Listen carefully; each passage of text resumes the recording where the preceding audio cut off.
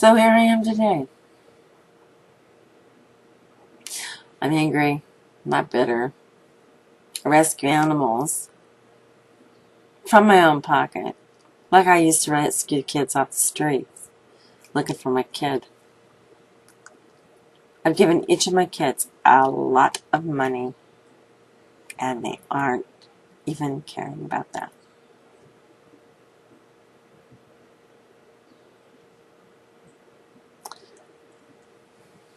Raised my grandsons, I've raised several animals, all kinds of animals, including a bobcat. And one time I had a baby orangutan that I was to hold for 3 days until they could find a placement for him in a correct zoo. He might be accepted. Orangutans are really strong, by the way. So they're little. And so you grab their hand and you say, gentle, gentle. And they're smart. They're so smart. Sit there and, I mean, you know, and if he didn't like what he wanted to eat, I would feed him. And he would right in my face. It was sad to see him go, but I was happy too. He had gotten any bigger. He was still, he was tiny. And he had taken that apartment apart. But he didn't. He took me apart, though, ripped out half of my hair one night because he's holding on to me. He didn't want me to put him down. He wanted me to rock him. He's probably writing about me, too, how I ruined him because I didn't finish rocking him. Why not?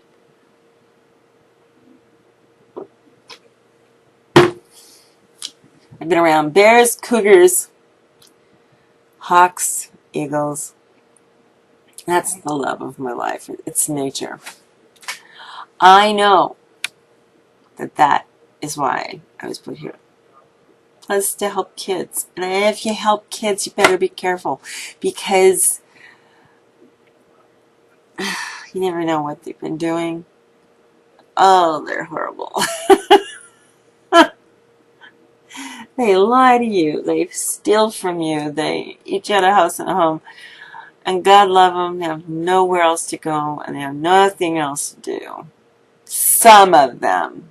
There's a small few of them that come from really good families and have made up everything and have slandered their family to the point that their family can't even show their face outside. So I've seen kids like that too. A little boy, and oh my God, he was precious. He was precious. I think I told you this when he was at the shelter. And anyway, you know, he looked like a little boy, acted like a little boy. Anyway, the free clinic gave him eye drops for a bad ear. So I take him back in, and I say, these are eye drops, and he has an ear infection. No, they're not. I said, yeah, it's optical.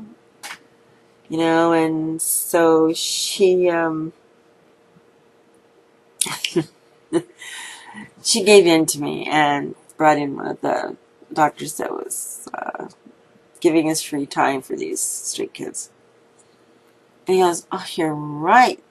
He has a horrible ear infection. I go, yes. That's why he's crying. He can't hear out of the ear anymore. Well, come to find out that this little boy who I'd known for months, the doctor's doing a physical exam, and I'm waiting outside the door. The nurse is inside with the doctor. He comes out, he goes, we need to have a conference. I'm like, oh God, now what?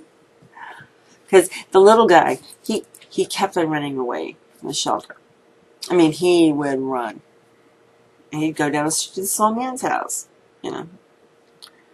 Go get him. That little boy was really a little girl. She was definitely transgender. She may have had a girl parts, but she had a boy's heart. And she paid for it with the guy down the street where he would go to.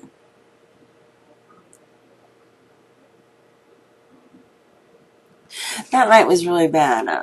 My kid had crawled out the window. We were trying to find her. Just found out that this little girl is a boy, but not yet. Technically, he's a boy. He didn't learn it from anybody. He was born that way. I swear to it. The problem is the pedophiles, predators, knew that. He was just a little boy.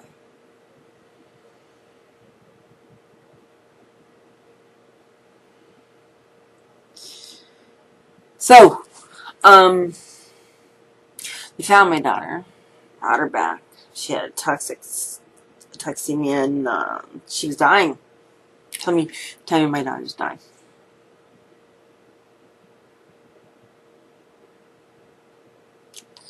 So anyway,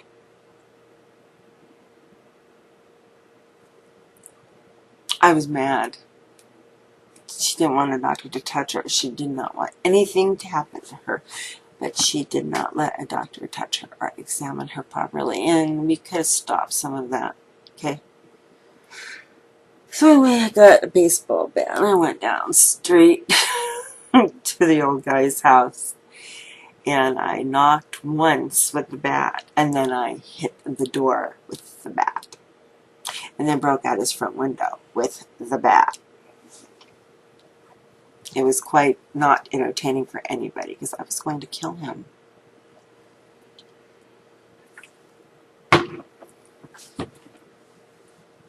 I didn't get a swing on him. They stopped me. They said, "Don't hurt him.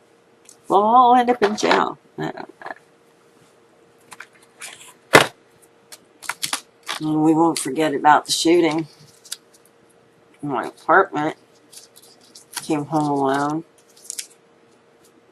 He was waiting for me behind the door.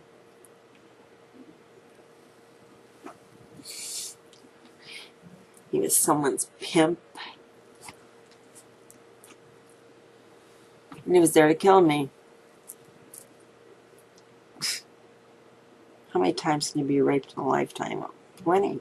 You really can. It happens over and over and over again. It's not uncommon for a rape victim to become a rape victim many, many times. And once you take the victim away, you can still be raped and still be hurt. I was raped and hurt.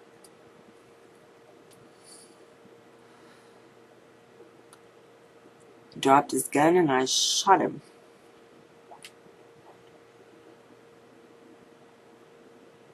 The bastard lived.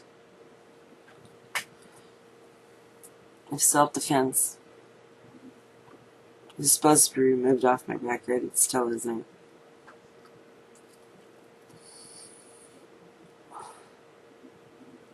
It was self-defense.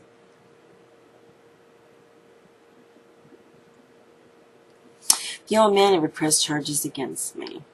He couldn't. The police arrested him for hurting a child. Boy, girl, doesn't matter. He hurt a little child. I never did that. My daughter was mentally ill. She got hooked up with some people she shouldn't have. Life was really bad. I moved out to the boonies in a shack to get my kids away from the crap. That didn't work either. She still ran away. Floods came and my youngest son ended up having to stay with some of my friends so then he could survive and get fed. I was working for one of the biggest restaurants there are, family-owned restaurants, and And the owner was a genius. Could be nasty as shit. And I could have gotten money off of them, but I decided not to sue them. So I gave them a month's notice, and they let me off 3 weeks in advance. He asked me how much money I wanted. I said, just next week's worth pay will do.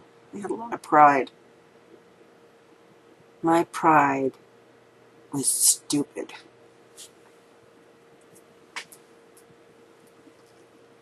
Poor people in America exist.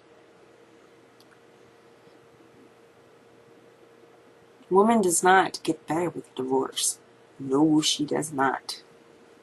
He survived. My ex survived. So I picked up with this guy. He was really sweet and nice. Never slept with him. And he married me on my wedding night. I was excited. There was nothing. And he said, darling, I'm not interested in you. I love you to pieces. I'll always love you. You're my Lou.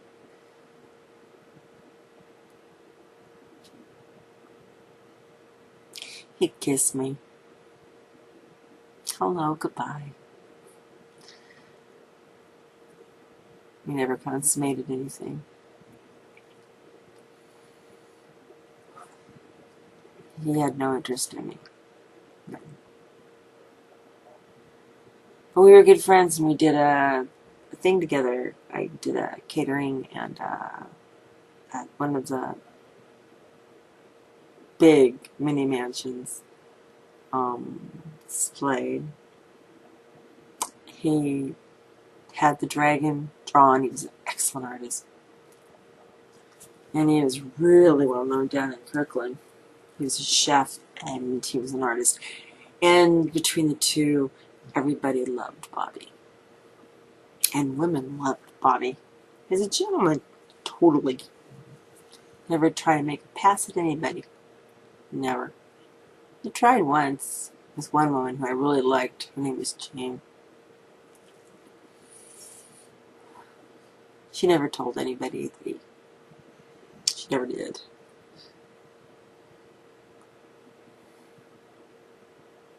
I stayed friends with her. She died about 5 years ago now. It's been a while. And Bobby hooked up with another female, and it was non-sexual. But he would love her and he might marry her. Thank God he didn't. She would have gotten half of the house. You know, she would have gotten the whole house when he died. Bobby died 2 years ago, the 1st of June, I believe. Nobody called me. And Bob and I remained in contact way after the annulment and the divorce. Way after. And he called me just a few weeks before he died. Or after he died, I don't know which one it was. Hallucination, I don't know.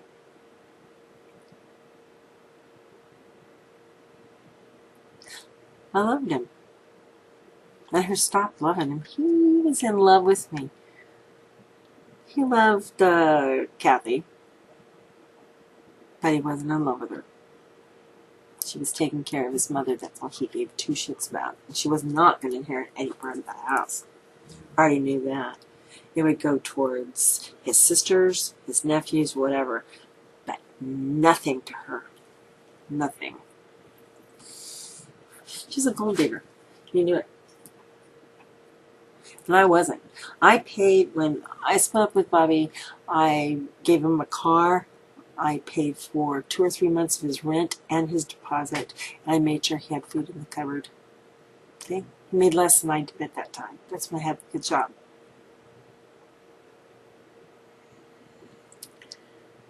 Years went by. And I fell in love with this guy named Christy. His kids didn't like me, so we didn't get married. We didn't get anything. We didn't get to finish dating. Went on with 4 months. And I finally picked up with guy named Clayton. We went snowmobiling. Oh my God, I had fun with that guy. But I was not a girlfriend. I was never seen in a picture with him. Nothing. Nothing.